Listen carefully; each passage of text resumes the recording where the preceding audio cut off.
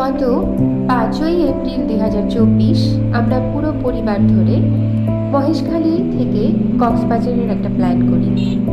Plan মাফিক আমরা বাসা থেকে সিএনজি করে নতুন ব্রিজ পর্যন্ত যাই এবং নতুন ব্রিজ থেকে আমরা বদরখালী পর্যন্ত বাসে যাই এবং বাস থেকে নামার পরে আমরা 100 টাকা পার পার্সন রেটে অটোরিকশায় করে মহেশখালী আদিনাথ মন্দিরের সামনে গিয়ে নামি এবং সারাদিন মন্দিরের আশেপাশে ঘুরে মন্দিরের সমস্ত দৃষ্টিনন্দন সৌন্দর্য দেখে, উপরের পাহাড়ের মৈনাক পাহাড়ের অতল সৌন্দর্য দেখে আবার 6 নম্বর ঘাটে আসি স্পিড বোটে করে।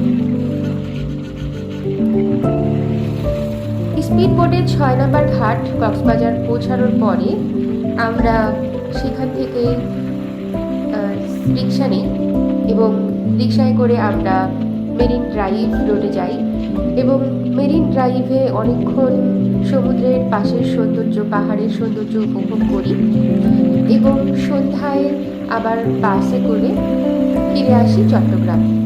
এভাবে আমরা একদিনের সফরে চমৎকার একটি ট্যুর সম্পন্ন করি। মহেশখালী এবং কক্সবাজারের বিশেষ বিশেষ অংশগুলো আমরা দেখে ফেলি। ছবিতে দেখা যাচ্ছে যে আমরা মহেশখালীর পথে যখন অটো সিএনজি করে যাচ্ছিলাম তখন চারপাশের ভিউটা কত সুন্দর ছিল। আমরা মহেশখালী মন্দিরের সামনে গিয়ে পৌঁছলাম। এখানে দেখা যাচ্ছে যে আমরা মহেশখালী মন্দিরের সামনে নেমেছি। আশেপাশে অনেক দোকান, এখান থেকে পূজা দেওয়ার জন্য বিভিন্ন রকম ফুল, বাটি, ডালা সাজানো থাকে, এগুলো কিনে নেওয়া যায়। মহেশখালী আদিনাথ মন্দির বাংলাদেশের কক্সবাজার জেলার মহেশখালী দ্বীপে অবস্থিত একটি বিখ্যাত হিন্দু তীর্থস্থান। এটি মহেশখালী দ্বীপের গোরখঘাটা এলাকায় পাহাড়ের চূড়ায় অবস্থিত এবং শিব ভক্তদের জন্য অত্যন্ত পবিত্র স্থান হিসেবে বিবেচিত। মন্দিরটি মূলত ভগবান শিবের উদ্দেশ্যে উৎসর্গীকৃত। আদিনাথ মন্দিরের প্রতিষ্ঠা সম্পর্কে যতটুকু জানা যায় তা হলো মন্দিরটি পুনরাবিষ্কৃত হয় নূর মোহাম্মদ শিকদার নামে একজন স্থানীয় মুসলিম ব্যক্তির মাধ্যমে।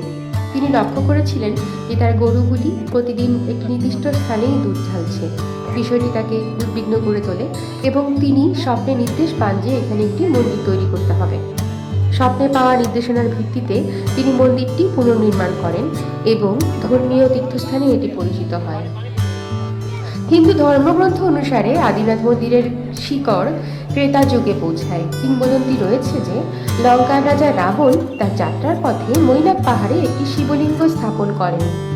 এটি ধীরে ধীরে স্থানীয় জনগণের মধ্যে পরিচিতি লাভ করে এবং একটি পবিত্র স্থান হিসেবে স্বীকৃত হয়। শিবলিঙ্গটি প্রাকৃতিকভাবে গঠিত এবং শতাব্দীর পর শতাব্দী ধরে এখানে পূজা হয়ে আসছে। পাহাড় প্রেমীদের জন্য মৈনাক পাহাড় একটি সুন্দর গন্তব্য। পাহাড় থেকে পুরো দ্বীপ এবং সমুদ্রের সৌন্দর্য উপভোগ করা যায়। মৈনাক পাহাড়ের শীর্ষে অবস্থিত এই সীতার মন্দির একটি হিন্দু ধর্মীয় স্থান যা মূলত সীতার পূজা এবং অন্যান্য ধর্মীয় কার্যকলাপের জন্য ব্যবহৃত হয়েছিল। এই মন্দিরের সঙ্গে একটি পৌরাণিক কাহিনী জড়িত। বলা হয় সীতা দেবী এই পাহাড়ে কিছুকাল অবস্থান করেছিলেন। এই পাহাড়ের উপরে উপস্থিত হওয়ায় চূড়ায় পৌঁছানোর জন্য বেশ কিছু দূর উপরে হেঁটে যেতে হয়। মৈনাক প্যাগোডা একটি বৌদ্ধ ধর্মীয় স্থাপনা যা মৈনাক পাহাড়ের উচ্চ অংশে অবস্থিত। এটি একটি বৌদ্ধ প্যাগোডা যেখানে বৌদ্ধ ধর্মীয় অনুষ্ঠান অনুষ্ঠিত হয়। প্যাগোডা থেকে পুরো মহেশখালী দ্বীপ এবং বঙ্গোপসাগরের অপূর্ব সুন্দর দৃশ্য দেখা যায়। এটি পর্যটকদের জন্য একটি শান্তিপূর্ণ স্থান যেখানে আপনি প্রকৃতির সৌন্দর্য উপভোগ করতে পারবেন। প্যাগোডার আর্কিটেকচারও খুবই মনোরম এবং ঐতিহ্যবাহী। এর পাশে কিছু ছোট বৌদ্ধ স্থাপনা রয়েছে যা ধর্মীয় তীর্থযাত্রীদের জন্য অত্যন্ত গুরুত্বপূর্ণ। এছাড়াও মহেশখালীতে বেশ কিছু প্রাচীন এবং আধুনিক বৌদ্ধ মন্দির রয়েছে। এই মন্দিরগুলো বৌদ্ধ ধর্মীয় আচার অনুষ্ঠানের জন্য ব্যবহৃত হয়। মন্দিরের ভেতরে বুদ্ধের মূর্তি এবং ধর্মীয় চিত্রকলা দেখা যায় যা বৌদ্ধ ধর্মীয় ঐতিহ্যকে তুলে ধরে। মন্দিরগুলো সাধারণত পাহাড় বা সবুজ পরিবেশে অবস্থিত, যেগুলো ধ্যান এবং মানসিক প্রশান্তির জন্য অত্যন্ত আদর্শনীয় স্থান। মন্দিরের ভিতরে গেলে স্থানীয় বৌদ্ধ ভিক্ষুদের সাথে কথা বলতে পারা যায়, তাদের ধর্মীয় আচার সম্পর্কেও জানা যায়।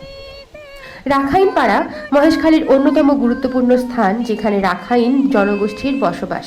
তারা মূলত বৌদ্ধ ধর্মের অনুসারী এবং তাদের সংস্কৃতি, পোশাক এবং জীবনধারায় ভিন্নতা দেখা যায়।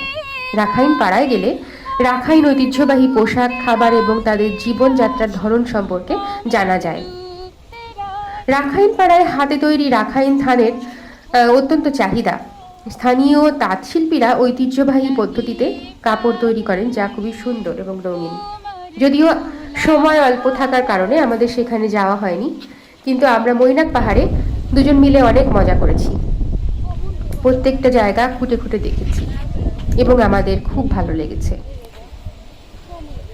আদিনাথ মন্দিরটি মৈনাক পাহাড়ের চূড়ায় অবস্থিত, যা প্রাকৃতিক সৌন্দর্যের এক অসাধারণ নিদর্শন। পাহাড়টি সবুজে আচ্ছাদিত এবং এর চূড়া থেকে সমুদ্রের অসাধারণ দৃশ্য দেখা যায়। মন্দিরে পৌঁছানোর জন্য পাহাড়ি পথ ধরে হাঁটতে হয়, যা একটি রোমাঞ্চকর অভিজ্ঞতা। মন্দিরের মূল স্থাপত্যটি সনাতন হিন্দু রীতিতে নির্মিত, যেখানে শিবলিঙ্গটি কেন্দ্রীয় পবিত্র স্থানে অবস্থান করে। মন্দিরে ঢোকার পথে শিবের বিভিন্ন রূপ এবং দেবদেবীর মূর্তি দেখা যায়। আদিনাথ মন্দিরটি হিন্দু ধর্মাবলম্বীদের কাছে অত্যন্ত পবিত্র। প্রতি বছর এখানে মাঘ মাসে জানুয়ারি ফেব্রুয়ারি বিশেষ করে পূজা এবং মেলা অনুষ্ঠিত হয়। এই মেলায় হাজার হাজার ভক্ত জড়ো হন, যা স্থানীয় সংস্কৃতির অংশ হয়ে উঠেছে। ভক্তরা বিশ্বাস করেন যে মন্দিরে প্রার্থনা করলে তাদের ইচ্ছা পূরণ হয় এবং তারা আধ্যাত্মিক শান্তি লাভ করেন। মন্দিরটি কক্সবাজার জেলা থেকে সহজেই পৌঁছানো যায়। মহেশখালীতে পৌঁছানোর জন্য প্রথমে নৌকায় যেতে হয়, যা একটি আকর্ষণীয় অভিজ্ঞতা। এরপর পাহাড়ি পথ ধরে প্রাকৃতিক দৃশ্য এবং মন্দিরের আধ্যাত্মিক পরিবেশ উপভোগ করা যায়।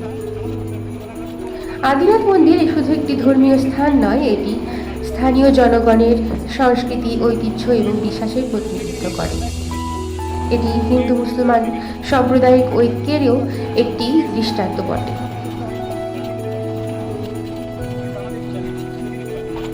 মন্দিরটি পাহাড়ের শীর্ষে অবস্থিত এবং স্থাপত্য শৈলীতে প্রাচীন বাংলার ঐতিহ্যবাহী মন্দির নির্মাণের ছাপ দেখা যায়।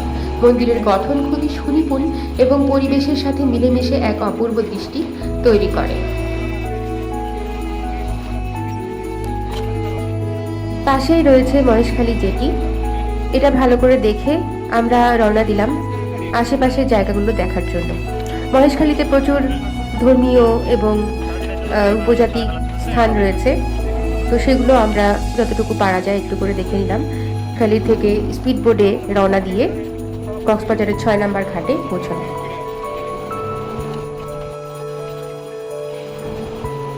মহেশখালীতে অনেক দর্শনীয় স্থানের মধ্যে অন্যতম শতাব্দীর পুরনো ঐতিহাসিক বৌদ্ধ মন্দির।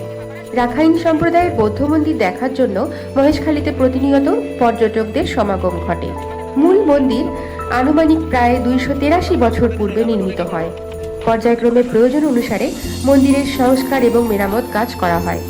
সর্বশেষ গত ২০০৪ সালে ডিসেম্বর মাসের ৭ তারিখে বর্তমান মন্দিরটির পুনর্নির্মাণ সম্পন্ন হয়। বড় পিতলের মূর্তিটি ১০১ বছর পূর্বে বাংলাদেশের মধ্যে দ্বিতীয় বৃহত্তম বৌদ্ধ মূর্তি দায়ক স্বর্গীয় উমথৈ ঐক্য এবং দায়িকা স্বর্গীয় দোনেং ওয়ে স্থাপন করেন। শিবা মন্দিরের দাঁড়ানো মূর্তি সম্পূর্ণ একটি গাছকে খোদাই করে বানানো। বিরল এই মূর্তিটি আনুমানিক প্রায় ১১২ বছর পূর্বে স্থাপন করা হয়। গাছের খোদাই করা আর কোনো বৌদ্ধ মূর্তি বাংলাদেশে নেই। এই মন্দিরের দায়ক স্বর্গীয় কোহলাদি, দায়িকা স্বর্গীয় দো নিম্মা। এছাড়াও এখানে রয়েছে ন্যাশনাল পিচ প্যাগোডা, কো না ওয়াং প্যাগোডা। এছাড়াও গৌতম বুদ্ধের বৌদ্ধত্ব লাভের পরে ৭টি পুণ্যস্থানে ৭ দিন করে ধ্যানরত ছিলেন, সেই জায়গাও এখানে রয়েছে।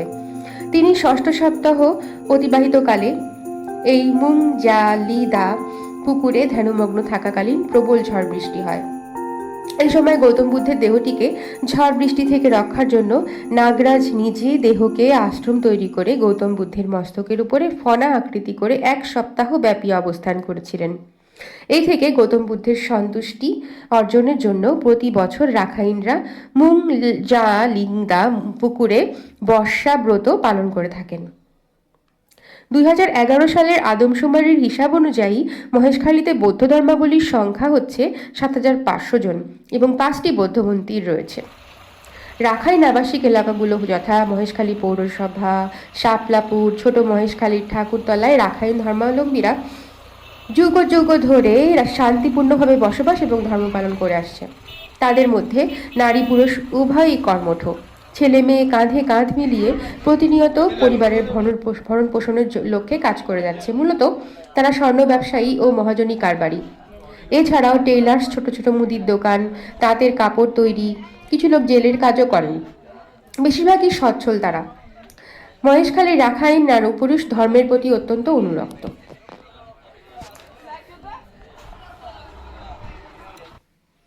ছবিতে দেখা যাচ্ছে মহেশখালীর পানের বরজ এবং সবুজ ধানি জমি। মহেশখালীর পথে প্রান্তরে এভাবেই আমরা অটো সিএনজি নিয়ে ঘুরে বেরিয়েছি এবং সর্বশেষ জেটিতে পৌঁছে আমরা স্পিড বোট ধরে কক্সবাজারের 6 নম্বর ঘাটে পৌঁছেছি। পুরো সময়টা আমাদের জন্য খুবই উপভোগ্য ছিল। যতটুকু সময় আমরা কাটিয়েছি, মন্দিরে পৌঁছেছিলাম আমরা 11:30টার সময় এবং তারপর থেকে দুপুরে 1:30টার দিকে আমরা কক্সবাজারে যাই। তো এই অল্প সময়টুকু আমরা ছিলাম। তো যতটুকু সময় ছিলাম সবুজের সান্নিধ্যে এবং প্রাকৃতিক লীলাময়তায় অত্যন্ত সুন্দর সময় কাটিয়েছি। আমরা যখন স্পিড বোটে উঠলাম, স্পিড বোটের সময়টাও আমাদের কাছে খুবই রোমাঞ্চকর ছিল। বেশ ভয় ভয় লাগছিল যে কখন কি হয়। তবে সময় যেহেতু সংক্ষিপ্ত, 15-20 মিনিটের মধ্যেই আমাদের ওই পারে পৌঁছতে হবে, কক্সবাজারে পৌঁছতে হবে, খেতে হবে এবং ঘুরতে হবে এবং আবার দিনে দিনেই ফিরতে হবে। সো আমাদের তাড়া ছিল। এ কারণে আমরা সবগুলো স্পটে অনেক সময় না গিয়ে যতটুকু সম্ভব ছোট করে সংক্ষিপ্ত আকারে স্পটগুলো দেখে আমরা রওনা দিই কক্সবাজারের উদ্দেশ্যে। কারণ আমাদের আরও একটা দেখার বিষয় ছিল হচ্ছে মেরিন ড্রাইভ এবং কক্সবাজারের সমুদ্র সৈকতে বাবা মাকে নিয়ে যাওয়াও আমাদের একটা প্ল্যান ছিল। তো আমরা সমুদ্র সৈকত দেখার পরে ফিরে আবার যখন কক্সবাজার শহরে আসলাম, তখন আমরা অ্যাকোয়ারিয়াম দেখতেও গিয়েছিলাম। তো অ্যাকোয়ারিয়াম যেহেতু রিনোভেশন চলছিল, ওই সময় কাজ হওয়ার কারণে আমরা খুব বেশি ভালো করে দেখতে পারিনি। তারপরেও আমরা মোটামুটি যতটুকু সম্ভব, কম সময়ের মধ্যে যতটুকু সম্ভব সেটুকু আমরা ভালোই উপভোগ করেছি বলা যেতে পারে।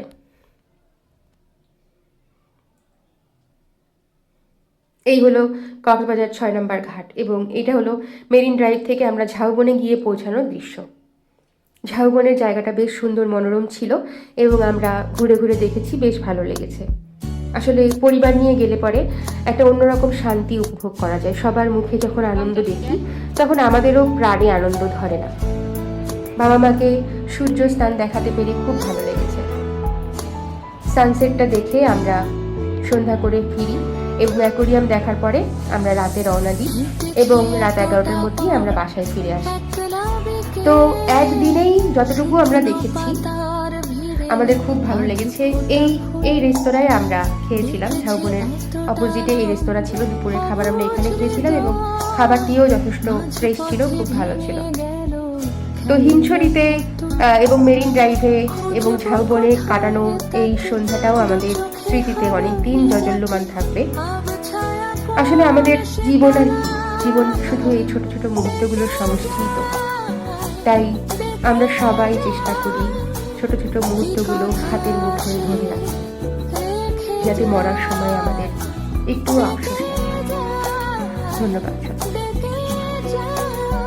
আশা করি আপনারাও এরকম সুন্দর সুন্দর ছোট ছোট ট্যুর দিয়ে পরিবারের সবাইকে আনন্দ দেবেন।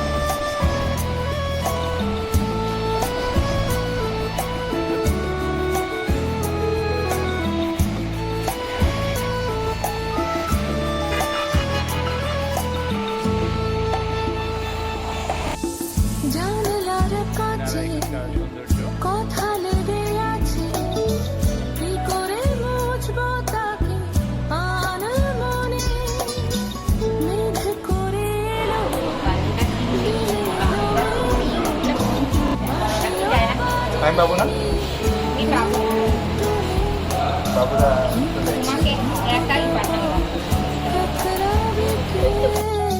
শুকনো পাতার ভিড়ে আধ ফোটা ফুল দেখেছি এতটা নাম অবুঝ হৃদয় মাঝ পথে ভেঙে গেল খেলনা পুতুল খুঁজব কোথায় তাকে দু চোখে হারাই যাকে আব ছায়া কোন সে তালায় ডেকে যায় ডেকে যায় কি কথা সে রেখে যায়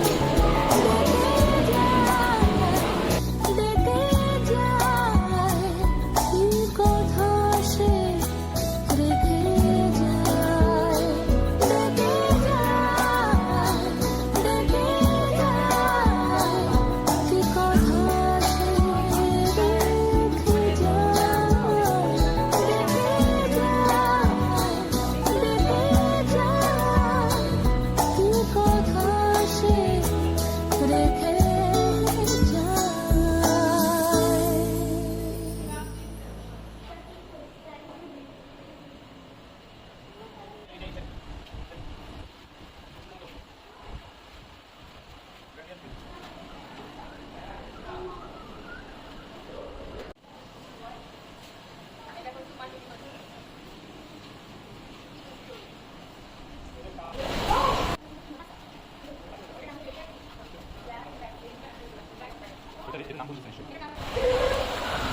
এর একটা ভিডিও মারো এর যাওয়া আসার ভঙ্গিটা ডিফারেন্ট অন্য মাছের থেকে